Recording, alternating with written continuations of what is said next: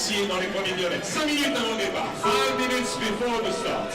Yes, I will remind you, all those who are waiting for their own start, remind you that it's a slight downhill.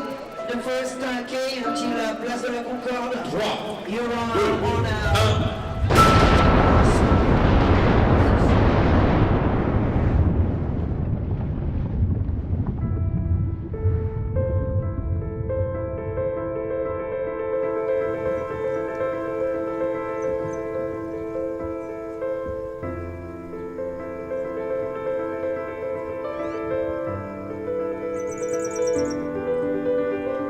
Quand je vois de longues routes bitumées, allez savoir pourquoi, parce que tout le monde me dit que la course sur route c'est pas super, mais moi j'adore ça. Là en plus avec le soleil, je vois la route au loin, ça me donne vraiment envie de courir longtemps. Et j'adore ça. Je regarde mes allures au kilomètre, je regarde ma montre, je regarde l'altitude, je regarde le temps, vraiment c'est ce que j'aime par-dessus tout. J'ai commencé la course à pied à l'âge de 7 ans. J'étais avec mes grands-parents paternels, mon père, et c'était le cross du Courrier de l'Ouest, un cross que je faisais tous les ans à Angers. Et je me rappelle que je m'arrêtais tous les 20 mètres parce que je faisais coucou à toute ma famille, coucou papa, coucou papy. Mais j'ai vraiment adoré. J'ai fini très très loin du podium, mais c'était vraiment le premier goût de l'effort, on va dire.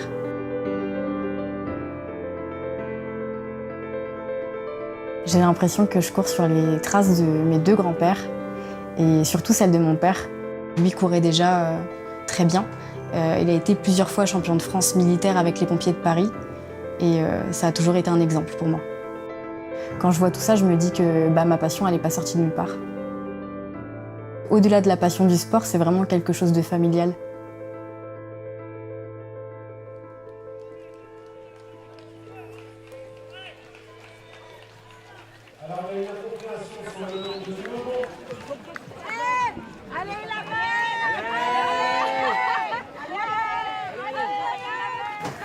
Courir un cross à La Réunion, pour moi, c'est vraiment quelque chose d'important.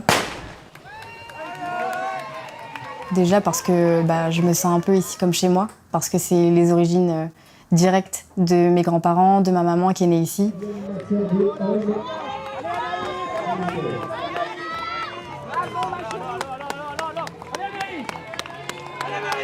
Allez Annalise! Allez ma fille!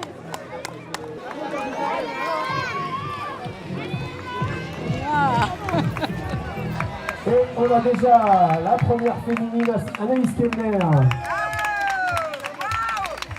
qui termine quatrième de scratch et première féminine sur ce cross.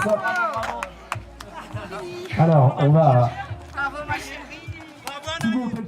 Et là, tu retrouves tes racines, tes origines.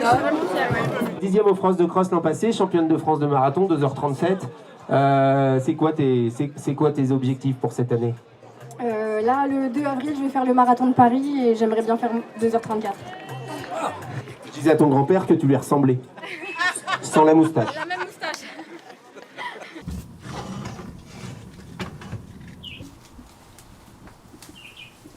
Ça, c'est curcuma.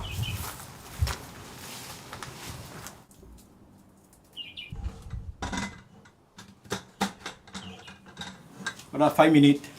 5 minutes de pression, c'est fini. L'être humain est fait pour faire beaucoup de choses, mais à condition d'additionner tout ce qu'on fait. Réfléchir tout ce qu'on fait. Prendre le temps, tout ce qu'on fait. Vous voyez, c'est ça le plus important. Et puis, pour ne pas avoir de la tension, toujours garder le sourire. Vous voyez, ça, c'est important. Mais tout est possible. Moi, avant, je courais sur pieds nus. Mais maintenant, avec tout ce qu'il y a sur la route, on ne peut pas courir pieds nus. Voilà. Surtout aussi, être bien chaussé, ça c'est très important. Les mains de petits problèmes, il faut s'arrêter. Vous voyez, première question. Vous voyez, il n'y a pas une pression en continuité. Étant amateur de la course à pied, j'ai fait plus que 20 marathons de Paris. Et je fais aussi marathon de Reims, marathon de Beauvais, premier marathon de nos anciens man s'est supprimé. Après semi-marathon de Paris, j'ai fait aussi cross Paris-Versailles. Et puis je fais aussi le 25 km, 25 km Paris 13e, arrivé au stade Sareti. Voilà. Jusqu'à 50 ans à peu près, je courais.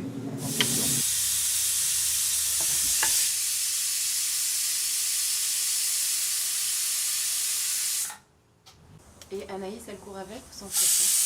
Comment? Attends, 20 minutes.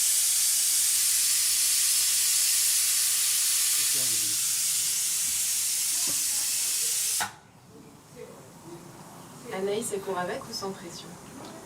Je pense qu'Anaïs est quoi sans pression. Je pense. Mais tu veux que je t'aide? Non? Peut-être mais ça dans le cuisine. Déjà. Voilà. Je ne crains pas les sauts. Vous voyez? Moi, je n'ai pas besoin d'un ustensile pour tourner ça, même que c'est brûlant. C'est ce qu'il ne faut pas faire à ce que je fais. Mais moi, je peux le faire parce que je ne suis pas sensible. Les hindous, à la Réunion, ils marchent sur le feu. Donc, le feu ne brûle pas. Il n'y a rien, c'est pas rouge, rien du tout.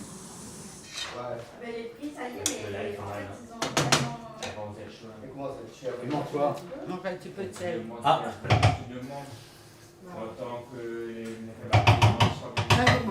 Ah. Anaïs, premier couvert. C'est important justement pour moi de retrouver mes racines. Le fait d'avoir mes grands-parents sur place, ça rajoute énormément de valeur. De les avoir avec moi au départ, à l'arrivée, pendant la course, de les voir m'encourager, c'était juste un régal. Ma grand-mère, elle a adoré, elle courait partout. Et plus le temps passe, et plus je me rends compte, de la chance que j'ai d'avoir une culture et des origines différentes.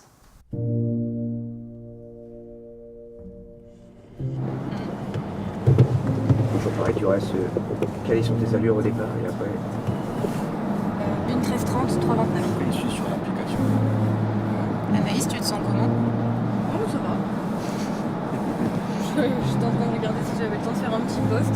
Je voulais mettre une photo de la Réunion et mettre bouillante comme la fournaise.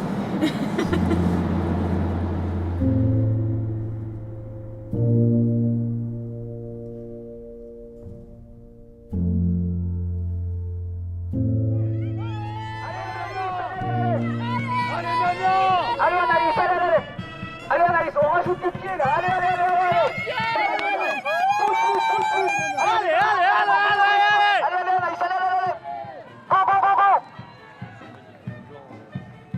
Eh ben, elle est première française, je crois, alors. Ça va? Oui, ça va. Je crois que j'ai une ampoule. Ouais, je suis super contente. Une 11, ça va vite.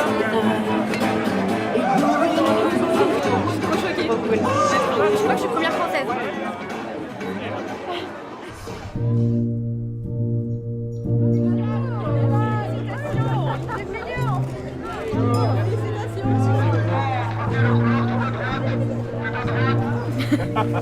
Je l'emmène au travail. Ouais. Hop là. Plus chaud que le volcan. Douche, je vais sortir mon chien. Petite sieste. Ensuite, je vais aller faire ma récup, 10 bornes je pense. Je vais courir tranquille un tour au parc. Et redouche et puis après je vais au travail ce soir. Une journée, ce serait, avec mon rythme normal, on va dire, ce serait d'aller à l'entraînement le matin. Même à l'hôpital, dès que je lis. De m'occuper de mon chien parce que c'est quand même hyper important. Voilà, j'aime faire des grandes balades avec lui, manger, faire la sieste, repartir courir. Et ma douche évidemment, et puis ensuite je repars au travail. Donc soit en vélo, soit en voiture. C'est un peu plus rare que j'y aille en voiture parce que j'aime pas trop les voitures. Mais si ça fait partie de l'entraînement, j'y vais en courant. Si ça fait pas partie de l'entraînement, j'y vais en vélo. Ensuite, je travaille de 21h à 7h du matin. Forcément, il faut rentrer soit en courant, soit à vélo. Je rentre, je prends ma douche, je dors un peu, et puis ça repart. Je pense qu'Anaïs, ce en quoi elle croit le plus fort, je pense que c'est sa passion du sport, sa passion de l'autre. Par rapport à son métier et au sport, c'est la rencontre de l'autre, c'est tout simplement c'est le contact de l'humain.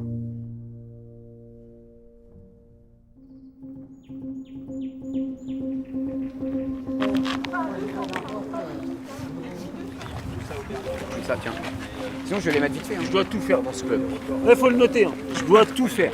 C'est parce qu'il a mal couru, je l'exploite. Tu m'as saoulé. Non, tu m'as saoulé. Je l'ai battu. Tu m'as saoulé. Tu m'as juste saoulé. Je fais un truc une fois, une semaine. Ça c'est toi. C'est moi? Qui arrive première. Trop mignon. Et on fait quelques gammes vite fait et on attaque. Tout le travail de gamme, c'est vraiment un travail de pied. Il faut que le pied soit réactif. Plus il va être dynamique au sol, plus il va nous emmener vers l'avant. Mousse, ta pointe de pied. C'est mieux que moi. C'est l'assimilation, c'est à cet âge-là que ça commence. C'est pour amener justement cette fréquence et de vélocité. Anaïs, elle est environ à 190 pas minute en compétition. Sur les 500, vous ferez un 500 dans un sens, un 500 dans l'autre. Eh ben si.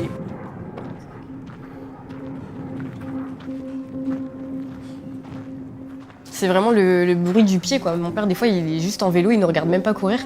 Il reste à côté et puis il me dit là, j'aime bien le bruit que ton pied fait. Donc il me dit là, c'est bien, ça renvoie bien. C'est dynamique, c'est voilà, c'est efficace. Un peu.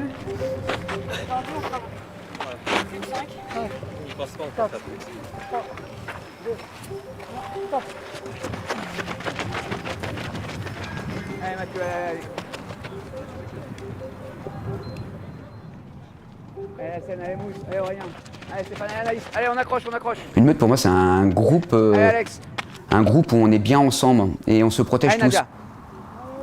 Redresse tes épaules Nadia, pas les épaules en avant. On laisse personne derrière, personne à l'abandon. Allez, allez. On est tous égaux et on est là l'un pour l'autre.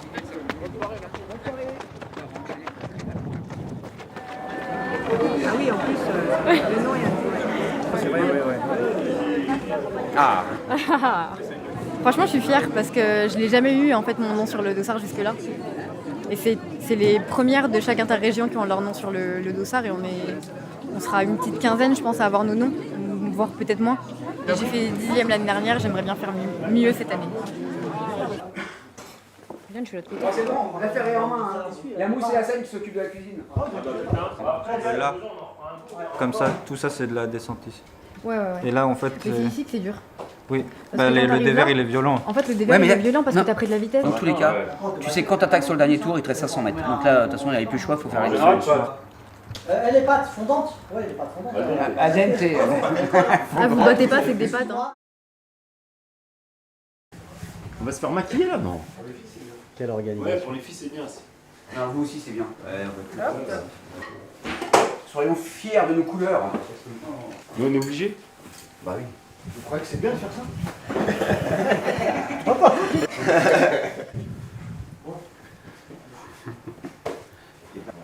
Merci Nana. Je me baisse. Ouais. Il y en a qui reviennent après? Ok. Merci beaucoup. C'est bon. Juste après? Ou deux? Ah ouais, c'est pas mal, non? Ouais, c'est bien. Ah bon? Ok. Eh voilà. Si vous voulez que... Ouais, mais bon là, tu vois, j'ai pas la chance avec. Léger, hein? Qu'est-ce qui se passe? Et nous, on est la génération timide, hein? Ah ouais, c'est... Nous, c'était ça, Ok.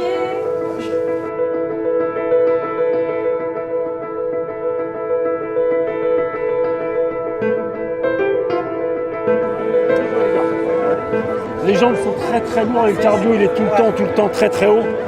Ça n'a rien à voir avec sur route quoi. C'est à chaque fois tu es obligé de changer ta foulée et quand tu es posé, bim, il y a un appui qui part. Ouais, c'est ça. C'est vraiment de la bagarre de bout en bout quoi. Très bien, un beau résultat collectif, super équipe, ouais, ils ont bien serré tous ensemble sur un parcours hyper exigeant. Non, une belle performance de leur part. Autour d'Anaïs maintenant. Ah maintenant ça va être Anaïs de jouer. Pour moi, le cross, c'est vraiment l'école de l'athlétisme. Il faut passer par là, ça forge le mental, ça forge tout. Ça n'a rien à voir, le cross par exemple et le marathon n'avaient rien à voir. Plein de personnes m'ont dit pourquoi vous faites le cross et le marathon derrière. Il faut le faire, je force les nouveaux à faire du cross, à goûter le cross.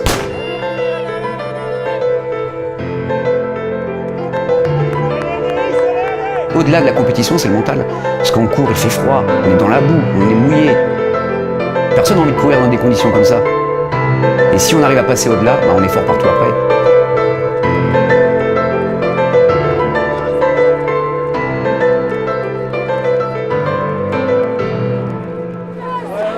Ça secoue, hein? C'est une des courses les plus dures que j'ai faites, je pense.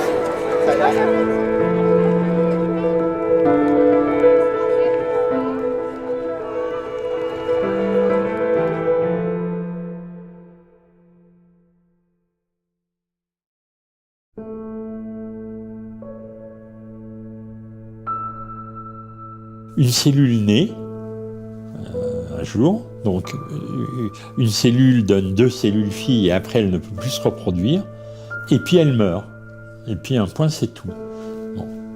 Et de temps en temps, pour une raison ou pour une autre, cette cellule, au lieu de ne donner que 2 cellules filles, au lieu de mourir tranquillement après s'être reproduite, elle se met à se multiplier à l'infini et elle se met non plus à mourir, mais à créer une cellule qui devient anormale et qui devient la cellule cancéreuse.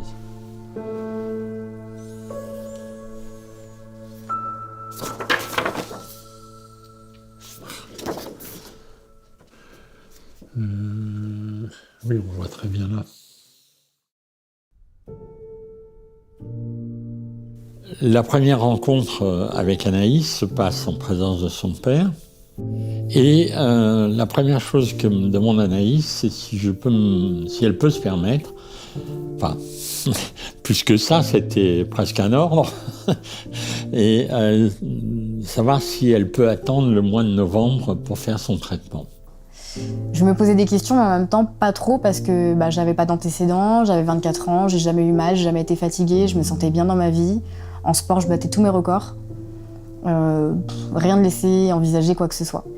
On m'a de suite envoyée vers l'oncologue et les premières questions que je lui ai posées, elles étaient assez marrantes avec du recul parce que j'étais complètement dans le déni. Anaïs, à ce moment-là, se présentait avec sans doute les caractères les plus péjoratifs que peut présenter une femme qui est atteinte d'un cancer du sein. Elle était ce qu'on appelle triple négatif, c'est-à-dire, à part la chimiothérapie, la chirurgie, la radiothérapie, point d'autres traitements, même les plus modernes, étaient à espérer chez elle. Il fallait faire donc un protocole extrêmement lourd. Il fallait aller vite et en même temps, il fallait qu'elle adhère totalement à son traitement.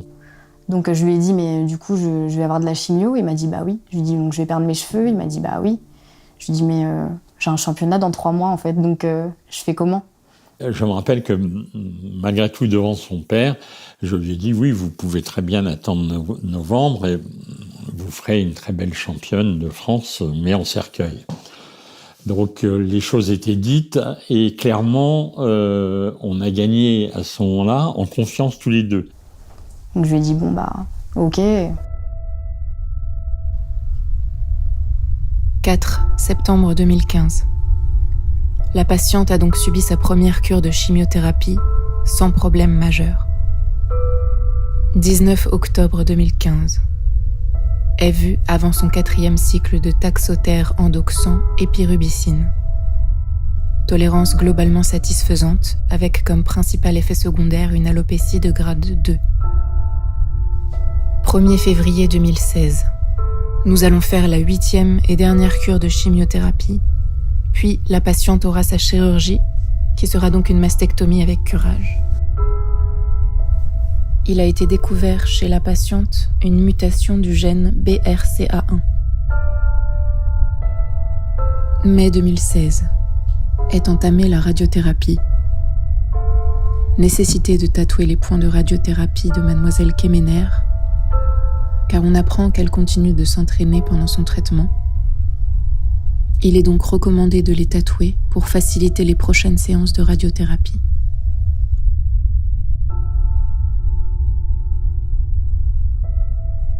« 18 juillet 2016. Patiente en excellent état général. A terminé sa radiothérapie fin juin. La dernière IRM gauche était strictement normale. »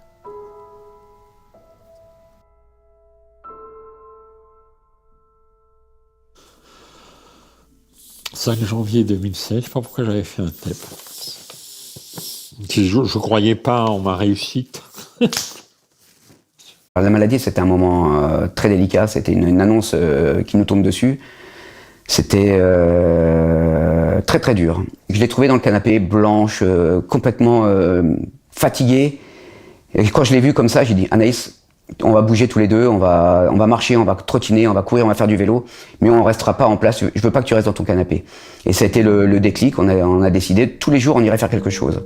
Peu importe ce qu'il y a eu chimio ou autre chose, on irait faire quelque chose. Marcher, courir, trottiner. Alors bien sûr c'était adapté, c'était plus du tout de l'entraînement. On était dans l'adaptation de l'entraînement, quoi.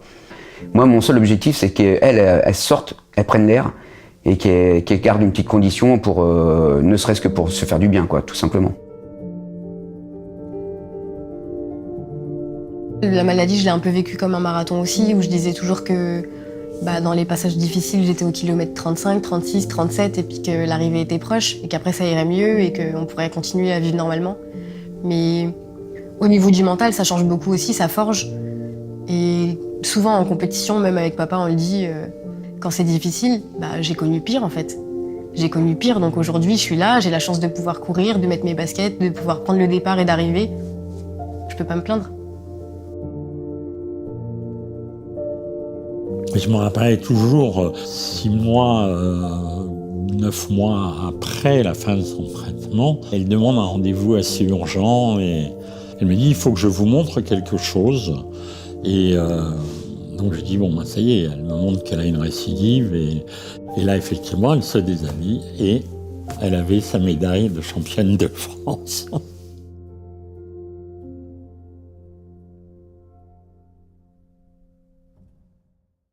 Très sincèrement, aujourd'hui, mais je suis vieux maintenant, je suis à la retraite, mais ce que je veux dire, c'est que quelqu'un aurait fait un traitement différent à Anaïs, peut-être plus classique que ce que j'ai fait, peut-être en tapant plus fort, peut-être en l'empêchant de reprendre la compétition, comme ça.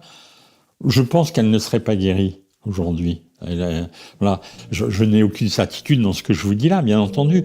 Simplement, je dis qu'à partir du moment où quelqu'un se bat contre la maladie, mais se bat pour autre chose que la maladie, comme elle pour le sport, ou comme d'autres gens pour leur métier, ou pour leur...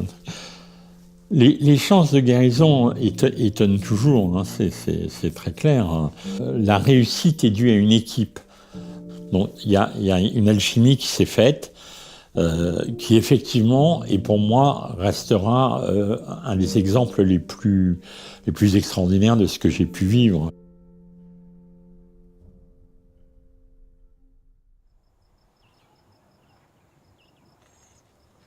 Le miel, des petits élastiques, des épingles, mon dossard, une bouteille d'eau. Attends. Joyeux anniversaire, gros. Là, on a 5 minutes de petit bois.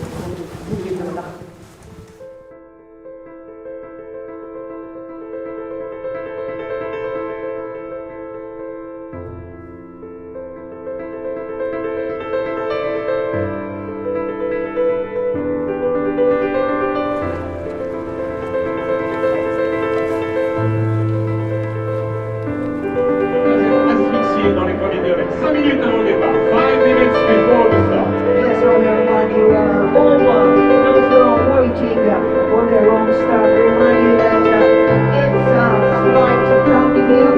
The first quai until Place de la Concorde. You're on Quand je cours, je me sens juste bien.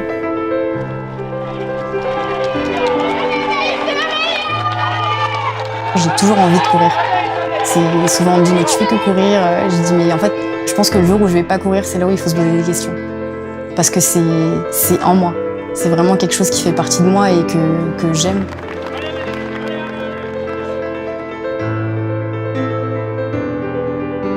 Je regrette jamais d'avoir fait un entraînement. Par contre, je vais souvent m'en vouloir si je rate un entraînement. Aujourd'hui je vais m'entraîner mais je le fais avec le cœur. Et si je vivais avec la contrainte, il n'y aura pas de performance derrière. Ma phrase, c'est d'ailleurs toujours plus. Allez Anaïs! Allez Anaïs! Allez, allez! Allez Anaïs, petit kilomètre! 16 kilomètres, ça va descendre d'ailleurs, kilomètre. Mets du pied! Allez Anaïs, ça monte, ça monte!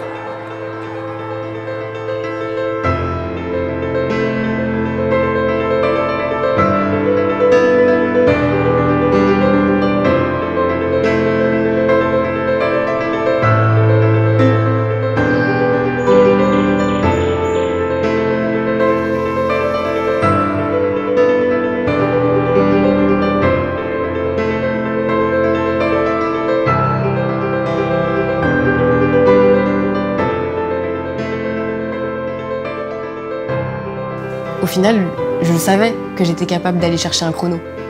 Et j'avais juste envie d'y arriver parce que j'avais des attentes qui étaient assez hautes, ne serait-ce que pour mon père, ne serait-ce que pour le club, pour la meute, pour ma famille, pour mes amis, pour les gens qui courent ou ceux qui peuvent plus courir, pour toutes les filles avec qui je parle ou les femmes qui sont encore en train de se battre, qui sont en traitement. J'avais l'impression que c'était pas que ma course, c'était un peu la course de tout le monde.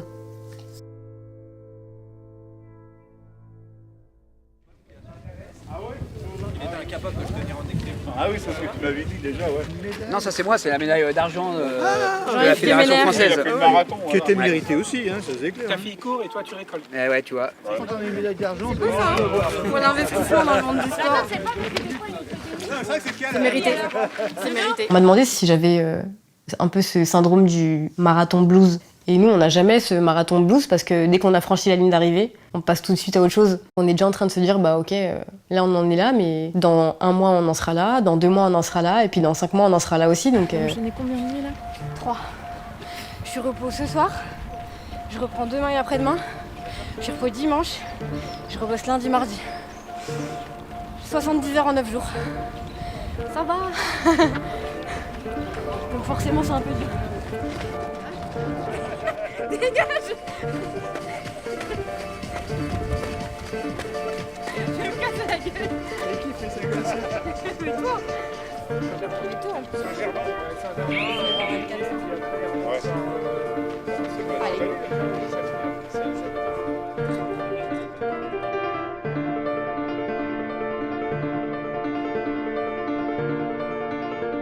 Qu'est-ce qu'on peut lui souhaiter à Nice pour les mois qui viennent? Bah, qu'elle continue comme elle est lancée et tout ira bien.